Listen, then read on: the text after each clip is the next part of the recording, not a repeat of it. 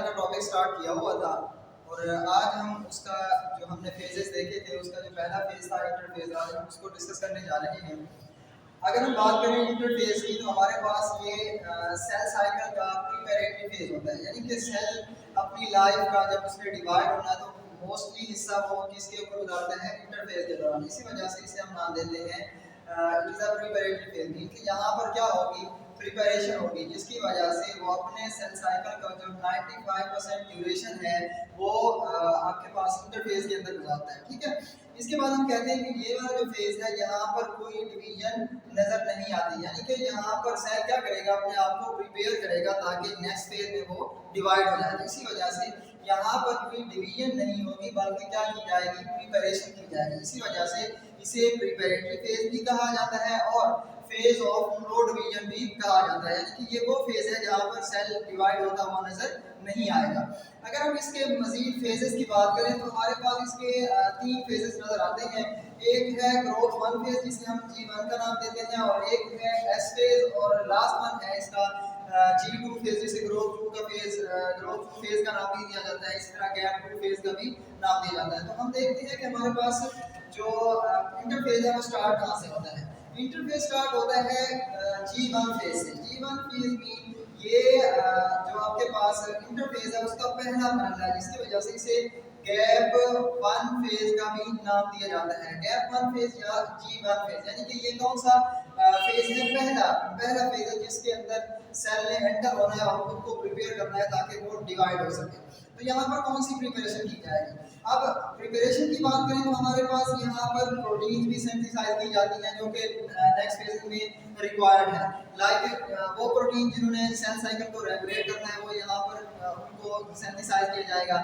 इसी तरह जो है ना, अगर हम एंजाइम्स की बात करें, जो एंजाइम्स सेल साइकिल के अंदर सेल को डिवाइड होने में या ड्यूरिंग प्रिपरेशन काम आने हैं वो यहाँ पर सिंथेसाइज किए जाएंगे। लाइक अगर हम बात करें डीएनए पॉलीमरेज, डीएनए पॉलीमरेज नाम का जो आपके पास होता है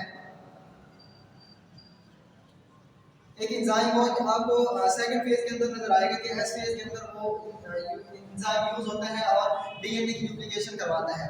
इसी तरह ऑल टाइप्स ऑफ आरएनएस वगैरह भी यहाँ पर सिंथेसाइज किए जाते हैं। इसी वजह से हम कहते हैं कि यहाँ पर एक तो प्रोटीन भी सिंथेसाइज की जाएगी, साथ साथ एंजाइम भी सिंथेसाइज किए जाएंगे ताकि वो जो नेक्स्ट फेज में अगर सेल एंटर हो तो वहाँ पर उसकी प्रिपरेशन के लिए जितना भी रिक्वायरमेंट्स है, जितना मटेरियल रिक्वायर्ड है वो पहले ही फेज के अंदर उसको प्रिपेयर किया जाए। तो इस वजह से जो है ना इंटरफेज का जो सबसे बड़ा फेज है ना, लार्जेस्ट फेज, वो आपके पास है ग्रोथ वन फेज या गैप वन फेज। अगर हम इसकी बात करें तो यहाँ पर कुछ ऑर्गेनेलिज भी सिंथेसाइज की जाती हैं, लाइक राइबोसोम वगैरह हो गए, गाल्गी एपरेटस वगैरह हो गए। इस तरह की जितनी ऑर्गेनेलिज है जो कि सेल के अंदर मौजूद होती हैं वो यहाँ पर G1 फेज के अंदर सिंथेसाइज की जाएंगी। अब यहाँ पर ये सारी जो अगर प्रिपरेशन कंप्लीट हो जाती है तो जो आपके पास सेल होता है वो सेल साइकिल के नेक्स्ट फेज के अंदर दाखिल हो जाता है, जो कि इंटरफेज का सेकंड फेज है एस फेज। अगर हम इसका एक पॉइंट रह गया वो है कि इसको हम एक और नाम भी देते हैं कि ये क्या है, पोस्ट माइटोटिक फेज है। ये जो फेज है ना, ये माइटोटिक फेज के बिल्कुल बाद में आता है, इसी वजह से इसे पोस्ट माइटोटिक फेज का भी नाम दिया जाता है। अब अगर हम जो सेल है वो G1 फेज के दौरान सारी प्रिपरेशन कर लेते हैं तो वो एस फेज के अंदर चला जाता है। अब एस फेज क्या है, एस फेज है सिंथेसिस फेज। सिंथेसिस मीन तैयारी, किस चीज की तैयारी की जाएगी, डीएनए की तैयारी की जाएगी। अब देखिए एक जो पेरेंट सेल था उसके अंदर क्या था, सिंगल सेट ऑफ क्रोमोसोम थे, या जो अगर हम ह्यूमंस की बात करें तो 23 पेयर्स ऑफ क्रोमोसोम्स होते हैं, यानी कि डीएनए की एक कॉपी मौजूद होती है। तो आगे सेल ने डिवाइड होना है, दो डॉटर सेल बनाने हैं, तो इस वजह से सेल क्या करेगा, अपने डीएनए की कॉपीज बनाएगा ताकि जो उसके दो डॉटर सेल्स हैं उनके अंदर वो इक्वली उस डीएनए को ट्रांसफर कर सके। तो इसी वजह से क्या किया जाएगा, डीएनए की कॉपी तैयार की जाएगी। डीएनए मटेरियल जो है ना उसकी कॉपी तैयार करवाई जाएगी, उसको डुप्लीकेट कर दिया जाएगा ताकि जो नेक्स्ट फेज के अंदर सेल डिवाइड हो तो क्या हो जाए, वो जो डीएनए तैयार किया जा चुका है वो इक्वली डिस्ट्रीब्यूट किया जा सके। इसके अलावा कुछ प्रोटीन्स भी यहाँ पर सिंथेसाइज की जाती है। अगर हम प्रोटीन्स की बात करें तो हमारे पास यहाँ पर जो प्रोटीन सिंथेसाइज की जाती है उसे हम कहते हैं हिस्टोन प्रोटीन। अब हिस्टोन प्रोटीन क्या करती है, आपको पता है कि जो डीएनए होते हैं वो हमारे न्यूक्लियस के अंदर मौजूद होते हैं। तो न्यूक्लियस के अंदर ये ऐसे नहीं पड़ा होता, बल्कि कॉम्पैक्ट फॉर्म में न्यूक्लियोसोम की फॉर्मेशन के अंदर पाया जाता है। न्यूक्लियोसोम की शक्ल में ये पाया जाता है। तो न्यूक्लियोसोम बनाने के लिए डीएनए को कॉम्पैक्ट शक्ल देने के लिए, उसको इकट्ठा करने के लिए एक प्रोटीन रिक्वायर्ड होती है जिसे हम कहते हैं हिस्टोन प्रोटीन। तो हिस्टोन प्रोटीन क्या करेगी, डीएनए को कॉम्पैक्ट बनाने के अंदर काम करती है। तो इसी वजह से एस फेज के अंदर एक तो डीएनए को कॉपी किया जाता है, सेकंड क्या किया जाएगा, हिस्टोन प्रोटीन को तैयार किया जाएगा। इसके अलावा सेंट्रियोल भी यहाँ पर डुप्लीकेट किया जाता है।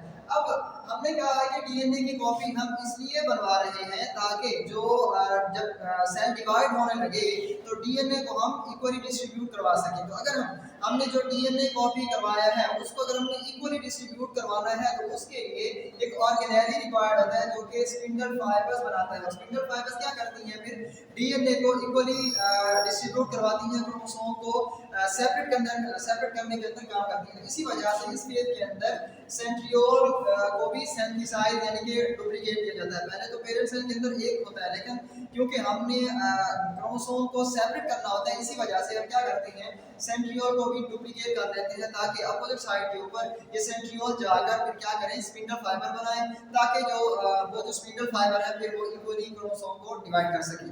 तो इंटरफेस के एस फेज के दौरान हमने देखा कि डीएनए को कॉपी किया जाएगा, हिस्टोन प्रोटीन बनाई जाएगी और सेंट्रियोल को भी डुप्लीकेट किया जाता है। जब ये सारी सेंथिस हम कह रहे हैं कि ये तैयारी मुकम्मल हो जाती है तो इसके बाद इंटरफेस का जो लास्ट फेज है वो है ग्रोथ टू फेज। अब ग्रोथ टू फेज के अंदर सेल एंटर हो जाता है।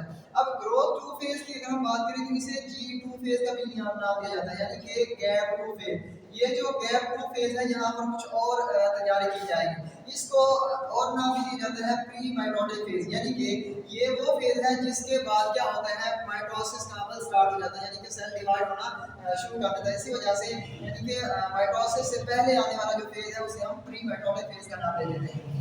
इसके अलावा यहाँ पर कौन सी चीज़ें, कौन सी प्रिपरेशन होती है, अगर हम बात करें तो यहाँ पर ये वो फेज होता है जिसके बाद सेल को पता है कि मैंने डिवाइड हो जाना है, तो इसके लिए सेल अपने आप को मुकम्मल तौर पर प्रिपेयर करता है। इसके अलावा यहाँ पर कुछ प्रोटीन भी सिंथेसाइज की जाती है।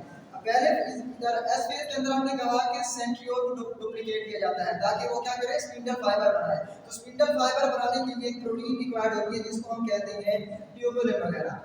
अब ट्यूबुलिन बनाने के लिए ट्यूबुलिन एक प्रोटीन है तो वो आगे यूज होनी है, तो उसको हमने यहाँ पर सिंथेसाइज करना है ताकि ये हमारे पास अगर सिंथेसाइज फॉर्म में पड़ी होगी तो नेक्स्ट फेज के अंदर जब सेल डिवाइड होने लगेगा तो स्पिंडल फाइबर बनाने के लिए वो प्रोटीन पहले से पड़ी होगी और उसे यूज करके स्पिंडल फाइबर बना सकेंगे और फिर डीएनए को, क्रोमोसोम को सेपरेट कर सकेंगे।